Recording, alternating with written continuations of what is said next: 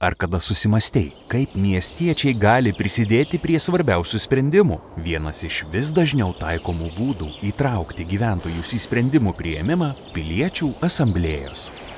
Piliečių asamblėja prasideda nuo 10 000 atsitiktinai išsiųstų kvietimų miesto gyventojams.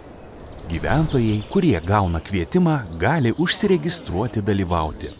Tada iš jų atrenkama reprezentatyvi grupė, kad būtų atstovaujami įvairūs miesto gyventojai pagal lytį, amžių, užimtumą, gyvenamą vietą ir kitus parametrus. Asamblėja vyksta mažiausiai 5 dienas, kurios nebūtinai eina viena po kitos.